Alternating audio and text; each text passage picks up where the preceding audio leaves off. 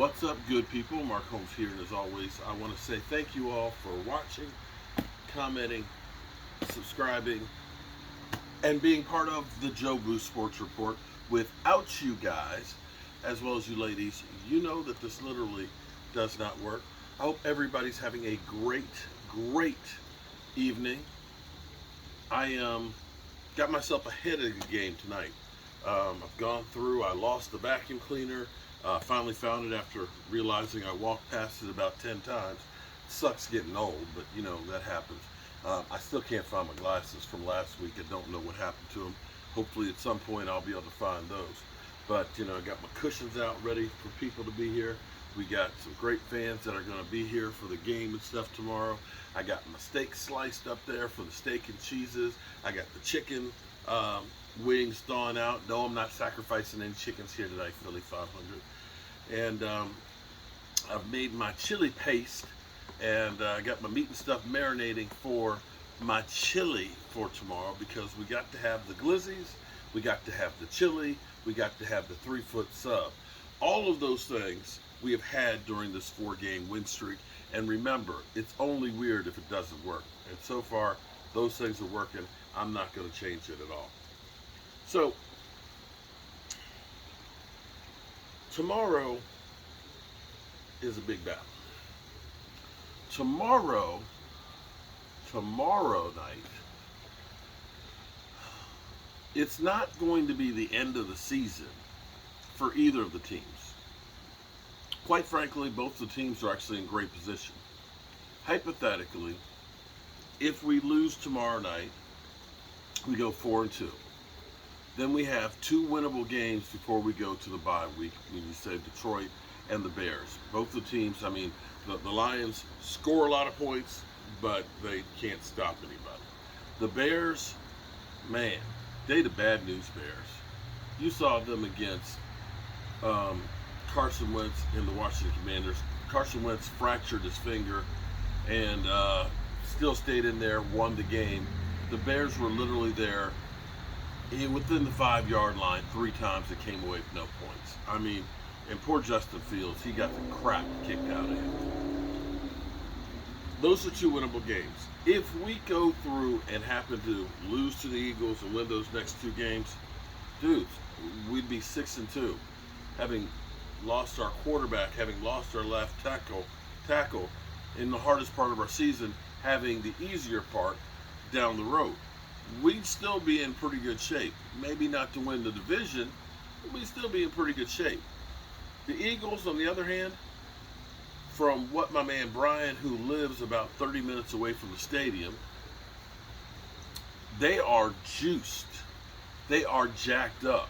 He's saying we are going in there into the teeth of a buzzsaw. Basically, they're saying, say hello to my little friend.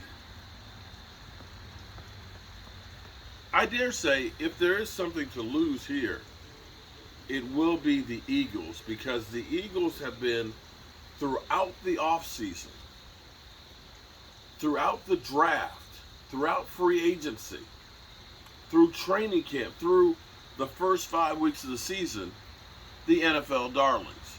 That team that they have, they're dominating people. They're dominating people. And I'm not going to say that they're not a good team, because they are a very good team. They made moves that definitely improved the roster. Jalen Hurts is truly a better quarterback than he was. But did they improve enough? I'm not going to say they're frauds, but I still need to see a little more.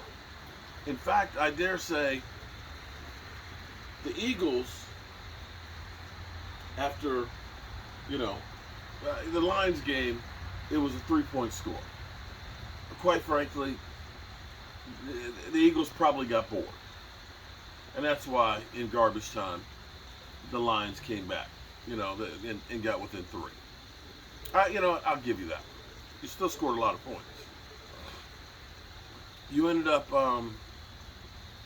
beating, soundly, Vikings. Were the Vikings next? The Vikings, yeah, I think it was the Vikings. Or was it somebody before the Vikings? But you beat the Vikings soundly. I'm missing somebody because then you had the Jacksonville Jaguars. Oh no, I didn't. The Jacksonville Jaguars. See, here's where it turned a little bit. After the Minnesota game, you won like 24-7. You know, blowout in prime time, where Kirk Cousins sucks. Then the Jacksonville Jaguar game, or was it Washington? You beat Washington like 24-8, something like that. You know, real good with those two games. All right, but then the Jaguar game. That's the one where I say you kind of came back down to earth some. You got 5 takeaways. You get 5 takeaways, you should be blowing a team out. Yet, they still had a chance in the end of the game to tie it up with the 2-point conversion and a touchdown. You got 5 takeaways. And you only won by 1 score. And I start saying, okay. Then the Arizona Cardinals. The Cardinals, who I don't think are a great team. The Cardinals, who are 2-3, had a chance to win that game. You came on top. You played people in front of you. But 20-17 to the Cardinals? That should have been a domination. I mean, I dare say that I think the Rams are a lot better team than the Cardinals. We both played both of those teams on the road. We destroyed the Rams. You barely got by with the Cardinals. And here's the thing that's funny about the Cardinals. Oh, shout out to Randy Sites. I know I mispronounced your name, Randy. I'm sorry. I suck. But Randy brought back to mind about the Arizona Cardinals.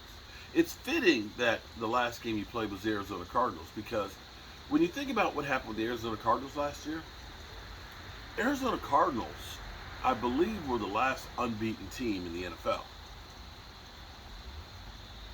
The first 7 games, Arizona, they beat the Titans, who were the number 1 seed last year for the AFC. They beat the Minnesota Vikings, who were 8-9 during that stretch. They beat the San Francisco 49ers, San Fran, and they beat the Rams. All of these teams, those 3 teams right there, minus the Vikings, were playoff teams. Arizona, the first 7 games, beat those guys. Yeah, Arizona.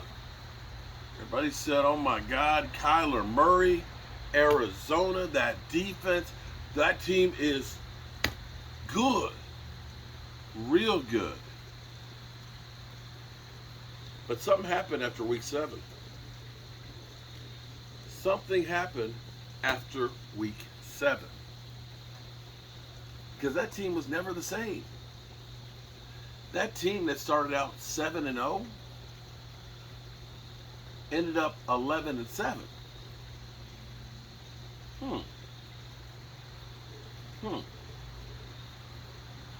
They went 4-7 after starting out 7-0. Whoa, dude. Really? Yeah. 4-7 after starting out 7-0. So don't think that what you got right now is what you're going to get every game going through the season. And this NFL is kind of funny because it will humble your ass. It is a week-to-week NFL. One week you can be great. You can look like Super Bowl champions. You can look like the best team in football. Next week you get your teeth kicked in. Ask KC about the Colts. Yeah.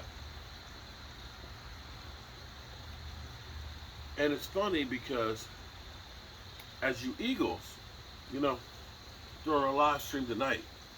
I had an Eagle fan in there who said they have a bone to pick with me about the lies I put out there. How dare you say that the Eagles have not played anybody good? Because the Jacksonville Jaguars, they're a top 10 defense. That was a great team.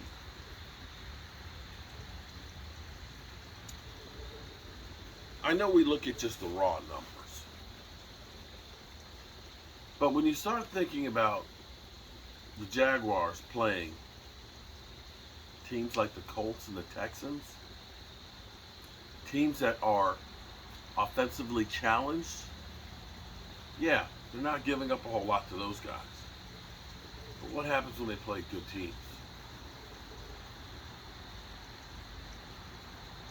I'd say the Cowboys playing what people think are three of the top quarterbacks in the NFL. Joe Burrow, Tom Brady, Matthew Stafford. I say a team that just faced two of the Super Bowl teams from last year. I can look at that and say what they've done at least is legit. They played legit teams. The Jacksonville Jaguars? That's who you're going to actually use to defend your schedule? The Jacksonville Jaguars? Okay. Now listen. Football's a strange beast. Anybody can beat you. This will be the best offensive line that the Cowboys have faced this year. The Dallas Cowboys have gotten 15 sacks without blitzing, the highest rate in the NFL. When you can get to the quarterback with four guys and be successful, that means you got 7 guys that are out in coverage. Makes it that much harder. Makes it that much harder to get passes out there.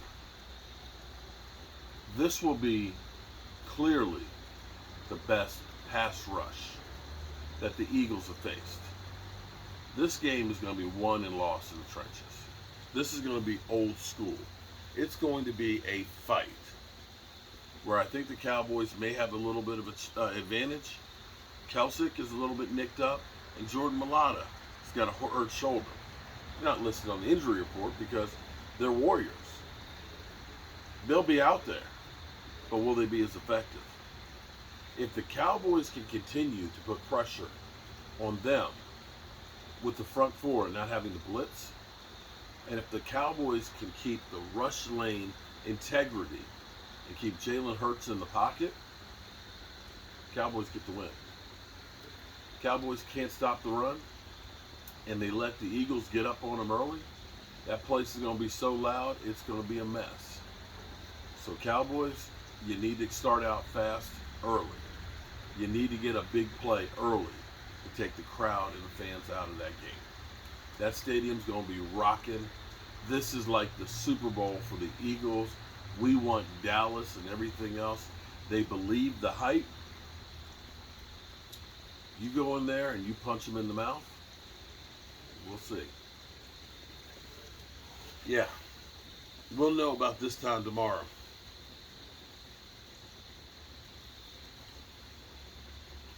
Fortunately, there's got to be one winner and one loser. I hope it's not us as the losers. All right, good people.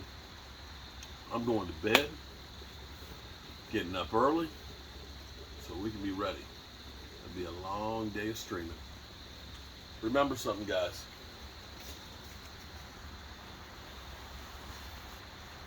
Make sure you tell the people you love them. Because you might not get the chance again. And I love you guys. And game day, it's almost here. Peace out.